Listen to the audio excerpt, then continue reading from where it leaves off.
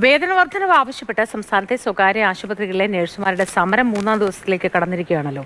പലയിടത്തും സ്വകാര്യ ആശുപത്രികളുടെ പ്രവർത്തനം പൂർണ്ണമായും സ്തംഭിച്ചു.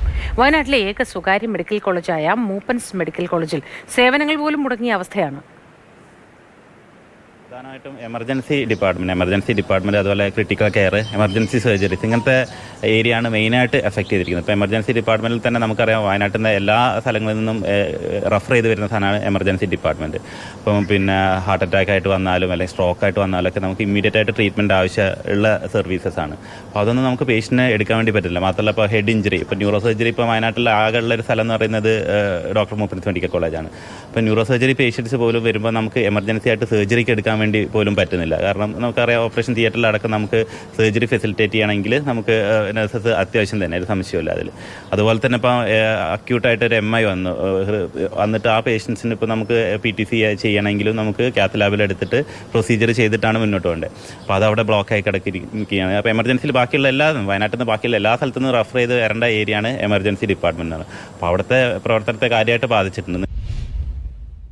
കമൽ ചേരുന്നുണ്ട് വിവരങ്ങളുമായി. കമൽ, കാര്യമായി തന്നെ പല ആശുപത്രിയെയും ബാധിച്ചു. ഇപ്പോൾ മൂപ്പൻസ് മെഡിക്കൽ കോളേജിൻ്റെ അവസ്ഥ ഈ പൂർണ്ണമായും നിശ്ചലമെന്ന് പറയാവുന്ന തരത്തിലേക്ക് മാറിയിട്ടുണ്ടോ?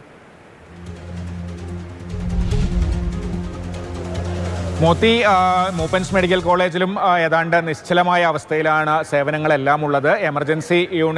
എമർജൻസിയുടെ ചുമതലയുള്ള ഡോക്ടറാണ് സംസാരിച്ചത്. അദ്ദേഹം പറഞ്ഞതുപോലെ തന്നെ സർജറികളടക്കം അടിയന്തര ശസ്ത്രക്രിയകളടക്കം മുടങ്ങിയ അവസ്ഥയിലാണ്. IP വിഭാഗം പൂർണ്ണമായും രോഗികളെ അഡ്മിറ്റ് ചെയ്യാതെ IP നിർത്തിവെച്ചിരിക്കുകയാണ്. OPയിലെത്തുന്ന രോഗികൾ മാത്രമാണുള്ളത്.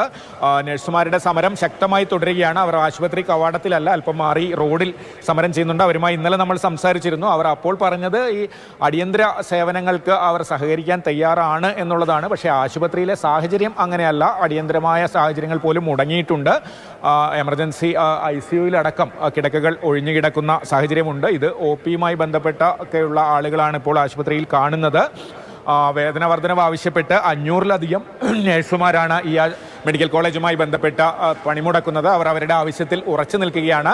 മിനിഞ്ഞാന്ന് ആശുപത്രി മാനേജ്മെൻറ്റ് അവരുമായി ചർച്ച നടത്തിയിരുന്നു. പക്ഷേ അവർ പ്രാദേശികമായി അവർക്ക് തീരുമാനമെടുക്കാൻ പറ്റില്ല, കാരണം സംസ്ഥാന തലത്തിലുള്ളൊരു സമരമാണ് എന്നാണ് ചർച്ചയിൽ അറിയിച്ചിരിക്കുന്നത്. മാനേജ്മെൻറ്റിൻ്റെ ഭാഗത്തു നിന്ന് അവർ പറയുന്നത് സർക്കാർ പറയുന്ന വേതനം കൊടുക്കാൻ തയ്യാറാണ് എന്നാണ് പറയുന്നത്. പക്ഷേ എന്തായാലും ഇതിങ്ങനെ മുന്നോട്ട് പോകുന്നത് വയനാടിനെ പോലെ ഒരു ജില്ലയെ സംബന്ധിച്ചിടത്തോളം ഇതിനൊരു പരിഹാരം ഉടൻ ഉണ്ടാകേണ്ടത് വളരെ അത്യാവശ്യമാണ്.